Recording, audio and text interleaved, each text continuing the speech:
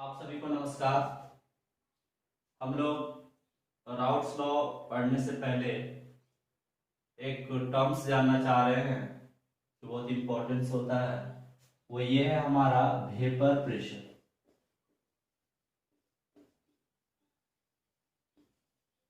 अब vapour pressure क्या है? एक हम लोग क्लोज कंटेनर को ले रहे हैं और इस क्लोज कंटेनर में हम लोग लिक्विड को डाल रहे हैं। इसका इस लिक्विड में जिस मॉलिक्यूल के एनर्जी ज्यादा होंगे वो सरफेस पे होंगे। किसी भी चीज की ज्यादा एनर्जी हो तो वो सरफेस पे रहना चाहता है, मतलब सबसे ऊंचा में रहना चाहता है।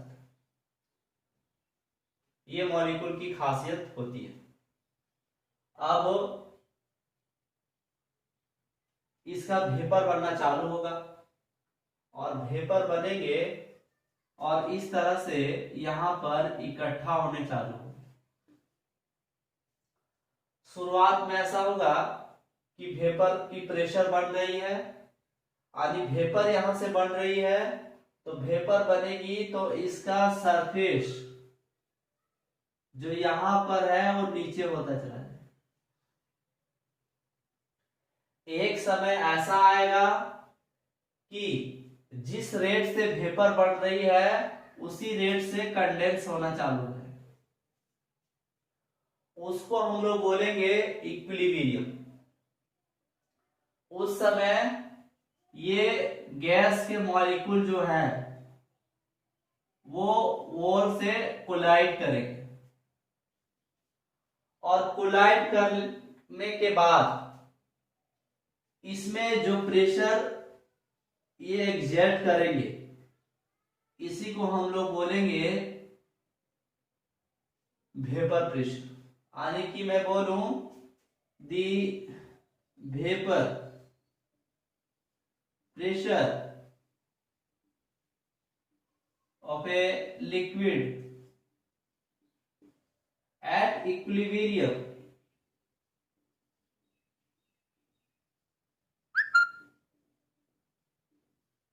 is called its vapor pressure। मैं शॉर्ट में लिख रहा हूं VP।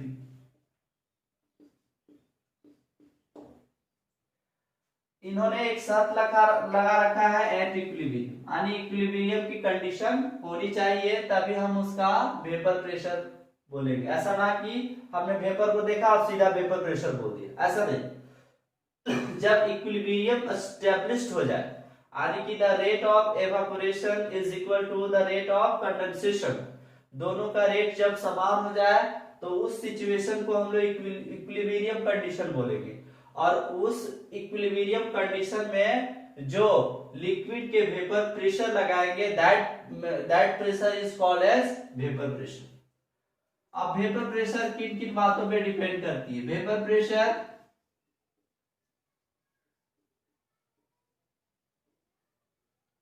depends upon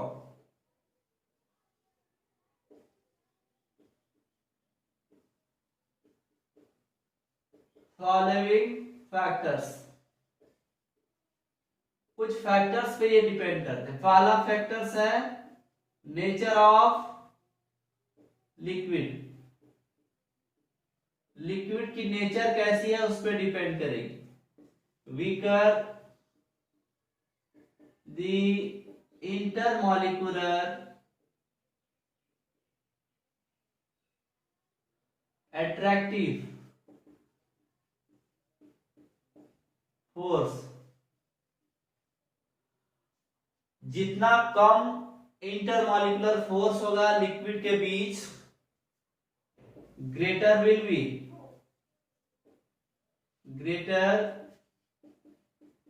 will be its vapour pressure. Second number, the vapor pressure increases with increase in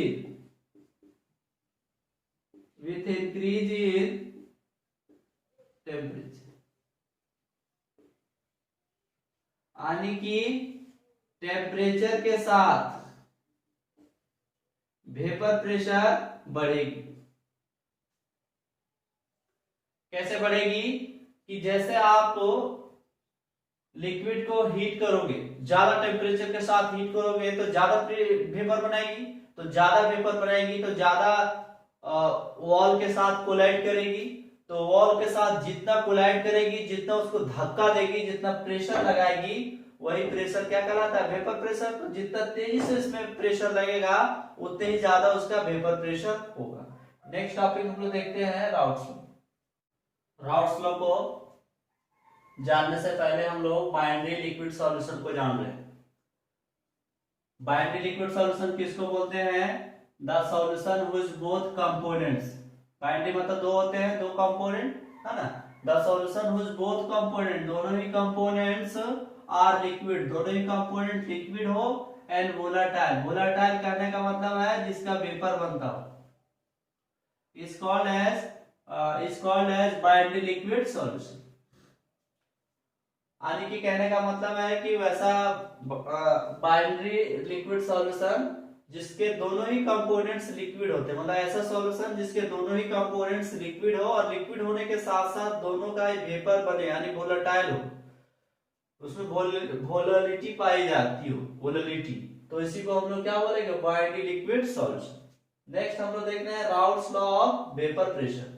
ये Raoult's law of vapour pressure जो है वोलेटाइल सॉल्यूट के लिए, ठीक है, और नॉन वोलेटाइल सॉल्यूट के लिए भी एक वेपर प्रेशर इसकी राउट्स लॉ आती है। तो अभी अपन जो पढ़ रहे हैं वो वोलेटाइल सॉल्यूट के लिए राउट्स लॉ पढ़ रहे हैं। राउट्स लॉ का स्टेटमेंट ये है, स्टेटमेंट इनका है कि eight a given temperature, temperature given होनी चाहिए, the partial vapour pressure of a liquid over it's solution is directly proportional to the mole fraction of the liquid in the solution, and accordingly the total vapor pressure of a binary liquid solution is equal to the sum of partial vapor pressure of it's both the component liquid. कहने का मतलब है कि किसी binary liquid solution में जो partial pressures होंगे component के एट ए गिवन टेम्परेचर पे, वो डायरेक्टली प्रोपोर्शनल होंगे मोल फ्रैक्शन ऑफ लिक्विड, उसी लिक्विड के मोल फ्रैक्शन के डायरेक्टली प्रोपोर्शनल होंगे। और हम लोग ये भी कह सकते हैं the total vapour pressure of a binary liquid solution is equal to होंगे, किसके इक्वल होंगे? The sum of partial vapour pressure of its both the components liquid, दोनों ही कंपोनेंट्स लिक्विड के जो पार्शियल प्रेशर होंगे उन दोनों के सम को ही हम लोग क्या बोलने वाले हैं? Total vapour pressure of the solution. अब हम लोग इसको थोड़ा सा मैथमेटिकली एक्सप्लेन कर रहे हैं। Let us consider a binary liquid solution,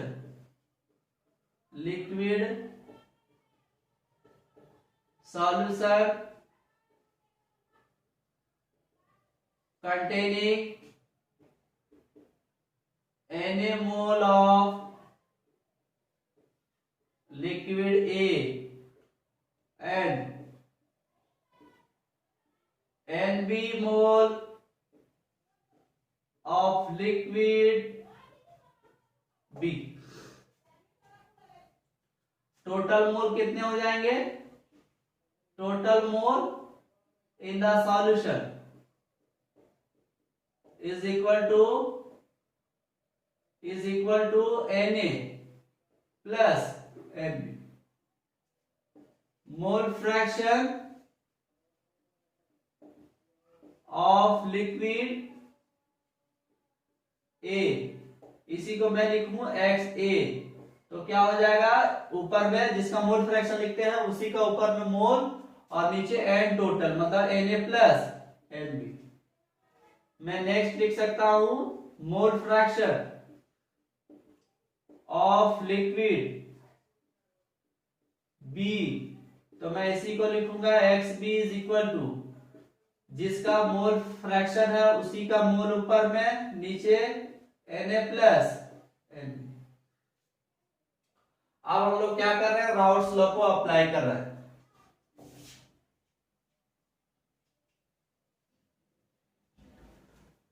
राउट ये बोला है कि पार्शियल वेपर प्रेशर जो लिक्विड का होगा वो डायरेक्टली प्रोपोर्शनल होगा मोल fraction of liquid in the solution, ये राउट बोला है। तो मैं राउट के ये स्टेटमेंट को लिखने वाला हूं। Applying Raoult's law, applying Raoult's law, Raoult's law को अप्लाई कर रहे हैं। ये बोल रहा है कि partial vapour pressure of liquid A in the solution, in the solution, ये डायरेक्टली प्रोपोर्शनल है mole fraction of liquid A in the solution.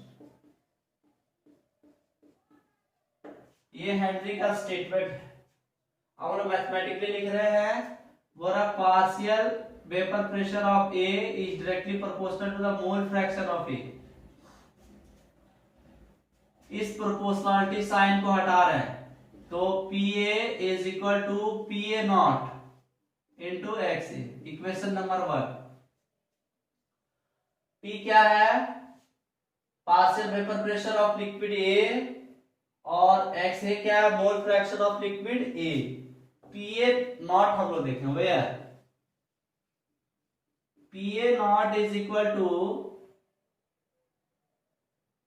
Partial, या फिर ऐसा बोले, हाँ पार्शियल, चल ऐसा लिख देते हैं, vapour pressure of pure liquid A. Pure form में जब लिक्विड पड़ी हुई है उस समय का इसका vapour pressure. Similarly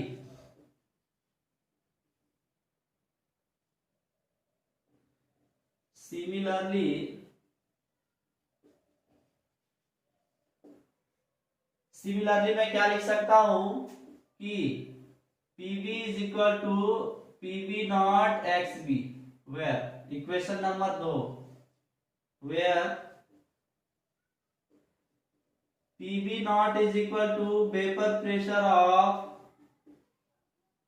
pure liquid B।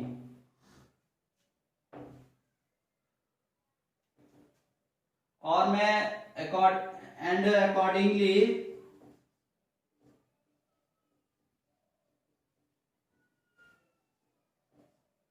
हम लोग लिख सकते हैं P total is equal to partial pressure of liquid A plus partial pressure of liquid B, equation number 3।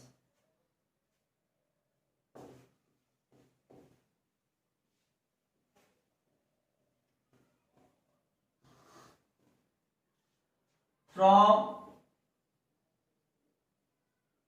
equations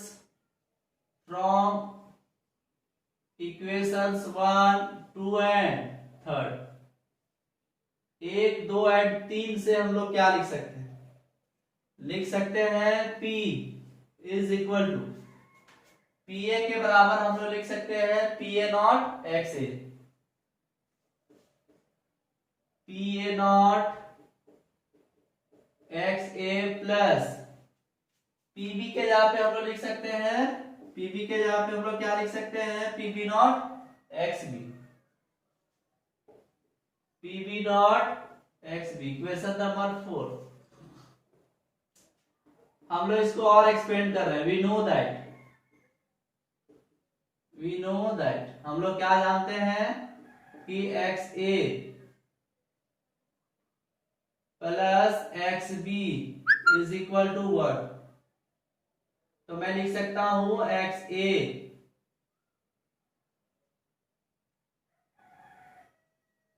या फिर मैं ऐसा लिख लूं X B is equal to 1 minus X A. ये मैं इक्वेशन 5 ले लूं फ्रॉम इक्वेशन 4 एंड 5। 5 और 6 4 और 5 से क्या होगा P total is equal to, तो मैं लिख सकता हूं P A not x A plus P B not x B का वैल्यू है 1 minus x. P total is equal to P A not x A plus P B not minus P B not x A. P total is equal to P B plus P B not में लिखूं plus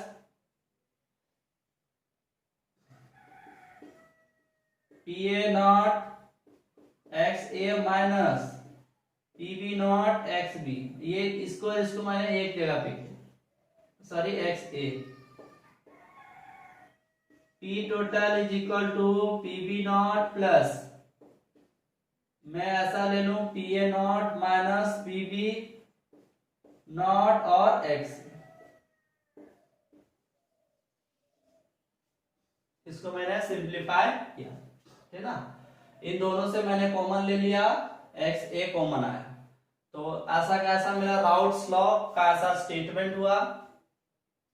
अब हम लोग क्या करते हैं कि इसके न्यूमेरिकल्स के तरफ बढ़ते हैं। एक न्यूमेरिकल्स आपको मैं बना के सॉल्व करके दिखा देता हूं और एक न्यूमेरिकल्स आपको मैं बनाने को दूंगा जिसको आप बना के देखोगे। राउट्स लॉ से रिलेटेड एक क्वेश्चन हमारा है, the total vapour pressure of an ideal solution of 1 mole of liquid A and 3 mole of liquid B at a given temperature is 700 torr. बोलता है कि एक आइडियल सॉल्यूशन है जिसमें 3 मोल लिक्विड ए है और जिसमें 1 मोल लिक्विड ए है और 3 मोल लिक्विड बी है, जिसका टोटल वेपर प्रेशर इन्होंने दे रखा है 700 टोल। अब हम लोग क्या करते हैं, पहले इतना को एक्सप्लेन कर देते हैं। सॉल्यूशन हमको बोल रहा है कि Na का मोल है 1 मोल और Nb का मोल है 3 मोल। तो मैं लिख सकता हूं XA is equal to Na divided by Na plus, यानी कि 1 मोल डिवाइडेड बाय 1 और 3 कितने 4 मोल। तो कितने आएंगे 1/4 आएंगे। नेक्स्ट हम लोग देख लेते हैं XB। तो XB कितना हो जाएगा NB Na प्लस NB। तो NB मेरा है 3 मोल, तो मैं लिखूं 3 मोल और नीचे है मेरा Na प्लस NB 4 मोल। 4 मोल तो मोल में काट दूं 3/4। अब ये हमको क्वेश्चन में दे रखा है, बोल रहा है कि या फिर मैं ऐसा लिख लूं पहले वी नो दैट, हम लोग क्या जान रहे हैं वो पहले लिख लेते हैं। बोलता है P is equal to P A not x A plus P B not x B, ऐसा हमने इक्वेशन ला रखा था। ये बोल रहा है कि टोटल वेपर प्रेशर 700 दी हुई है, यानी मैं लिखूंगा 700 torr is equal to P A not x A का value 1/4 plus P B naught 3/4। हमने एक्स ए का वैल्यू बैठाया और एक्स बी का वैल्यू बैठाया। इसको जब सिंप्लीफाई करोगे तो 2800 torr is equal to P A not plus 3 P V not. कैसे? पहले हमने एलसीएम ले रखा, ऐसे मैंने एलसीएम लिया 4, तो आया PV not PA not plus 3 P V not आया, फिर हमने क्रॉस गुना किया। ठीक, इसको मैं इक्वेशन 1 मानू।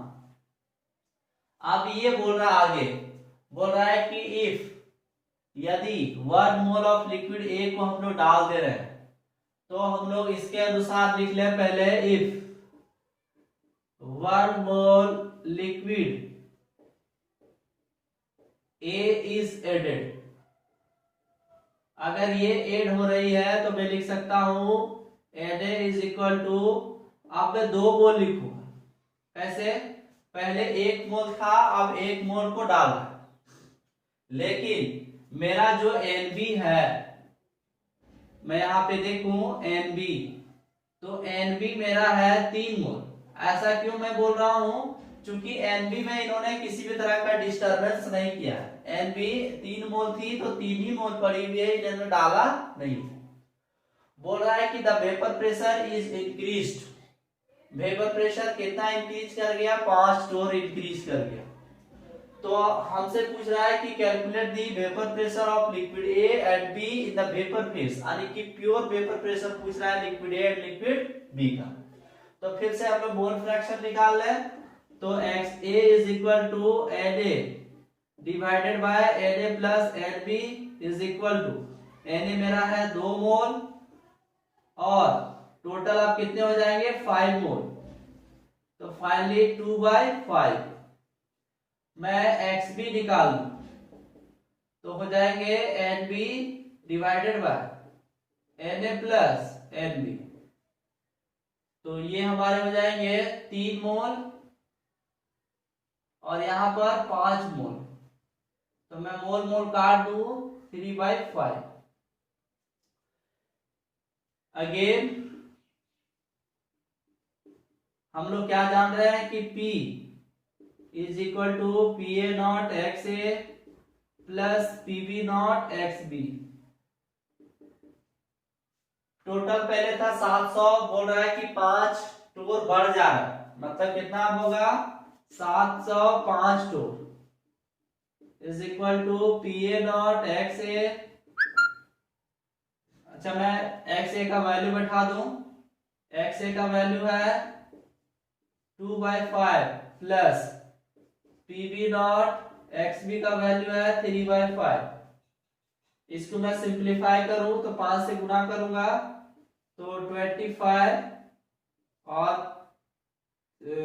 35 torr is equal to 2 P A not plus 3 P B naught. इसको मैं इक्वेशन 2 मानू। हम लोग इक्वेशन नंबर 2 ला चुके हैं। इस क्वेश्चन को कैसे हमने सॉल्व किया वो थोड़ा ध्यान रखोगे। पहले जो इंफॉर्मेशन दी हुई थी उससे हमने यहां तक के इंफॉर्मेशन से कि टोटल इसका जो वेपर प्रेशर है 700 टोर है, यहां से हमने पहले मोल निकाला, फिर मोल निकाल लेने के बाद दोनों का मोल फ्रैक्शंस निकाला। इसके बाद जो हमारा एक इक्वेशन आया था राउट्स लॉ का, दोनों को जोड़ने पे, दोनों के वेपर प्रेशर को जोड़ने से, उसको मैंने यहाँ पे इस फॉर्मूले का यूज करके एक इक्वेशन लाया। फिर नेक्स्ट जब ये बोला कि 1 मोल, ये बोला कि if 1 mole of liquid A is added, 1 mole liquid A को ऐड कर रहा है, एक को ऐड कर रहा था, पहले कितना था? पहले ए का मोल था 1, अब कितना हो जाएगा? एक ऐड कर रहा है तो 1 और 1 2 हो जाएगा। और बी का मोल किसी तरह का ऐड नहीं हो रहा है तो वो 3 ही मोल पड़े हुए रहेंगे। फिर दोनों का फिर अलग अलग मोल फ्रैक्शन निकाल लेंगे। तो इसका मैंने मोल फ्रैक्शन निकाला, इसका भी निकाला। फिर अगेन हम इक्वेशन ला चुके हैं, इक्वेशन नंबर 2। अब इक्वेशन 1 2 को सॉल्व करके हम वैल्यू निकाल रहे हैं। हम लोग क्या कर रहे हैं? Equation 2 minus equation 1। तो इक्वेशन 2 क्या है? 3525 torr is equal to 2 P A not plus 3 P B naught. Equation 1 क्या है? 2800 टोर PA0 प्लस 3PB0। इस तरह के इक्वेशन, इस तरह के सिस्टम इक्वेशन में जब हम लोग सॉल्व करते हैं तो नीचे वाले की साइन चेंज होती है। जैसे प्लस है तो माइनस, यहाँ कुछ नहीं है तो प्लस का साइन है, मतलब माइनस, यहाँ पर भी माइनस। अब हम लोग क्या करते हैं, इसको सॉल्व करते हैं। कितना होगा 5 2 7 टोर इज इक्वल टू, ये कट जाएगा PA0। हम लोग क्या कर चुके हैं, PA0 का वैल्यू निकाल चुके हैं। अब PA0 का वैल्यू हम लोग किसी भी इक्वेशन में रख देंगे तो PB0 का वैल्यू निकल जाएगा। On putting the value of PA0 in equation 1, equation 1 में हम लोग रख रहे हैं। इक्वेशन 1 किसी भी इक्वेशन पे आप रख सकते हो, 1 2 किसी पे सेम ही रिजल्ट आएगी, लेकिन हम 1 पे ही रख रहे हैं।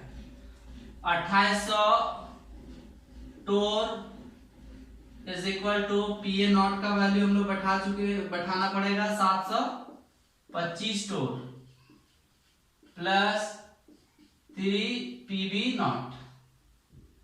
अब हम लोग क्या कर रहे हैं, इसको इधर ले आके माइनस कर दे रहे हैं। तो 2800 torr minus 725 torr is equal to 3PB0। इसको माइनस करिए तो कितने हो जाएंगे, माइनस कैसे किया जाता है, 2800 में हम लोग 725 को घटा रहे हैं तो 5 7, यहां पर 0 2, यानी कि 2075 टोर इज इक्वल टू 3PB0। तो मैं बोलूं कि PB0 इज इक्वल टू 2075 टोर और डिवाइडेड बाय 3। इसको डिवाइड करोगे तो 6 9 1 6 7 टोर आएंगे। तो हमारा PA और PA0 और PB0 का वैल्यू निकल चुका है। हमने किस तरह से क्वेश्चन को सॉल्व किया वो आप देख चुके हैं। सेम ऐसा कैसा क्वेश्चन, इस तरह के क्वेश्चंस को सॉल्व करनी है। अब हम आपको एक क्वेश्चंस प्रैक्टिस के लिए दे रहे हैं। इसी क्वेश्चंस को थोड़ा सा मैं एडिट कर रहा हूं। क्वेश्चन ये है आपका होमवर्क के लिए कि the total vapour pressure of an ideal solution of 1 mole of liquid A and 3 mole of liquid B at a given temperature is 550 torr if 1 mole of liquid A था यहाँ पे, अब मैं चेंज कर रहा हूं, यहाँ पे B बोल रहा हूं। आपको जिसका मोल ऐड करेगा उसी को जोड़ना है, और जिसके बारे में नहीं ऐड करेगा तो जितना है पहले से उतना ही रखनी है। हम क्या कर रहे हैं, लिक्विड बी को ऐड कर रहे हैं 1 mole. The total vapour pressure is increased by 10 torr. Data कुछ भी चेंज हो सकती है, डाटा पर उतना ध्यान नहीं देना है। Calculate the vapour pressure of liquid A and liquid B. Liquid A और लिक्विड बी की वेपर प्रेशर निकालनी है। हम आपको आंसर लिख दे रहे हैं, आप सॉल्व करोगे अच्छे से। PA0 का वैल्यू 400 टोर आएगा और PB0 का वैल्यू 600 टोर आएगा। ये आंसर मैंने आपको दे रखा है। आप पहले इस क्वेश्चन को बनाओगे और फिर आंसर को मिला लोगे। इसी के साथ आप सभी को धन्यवाद।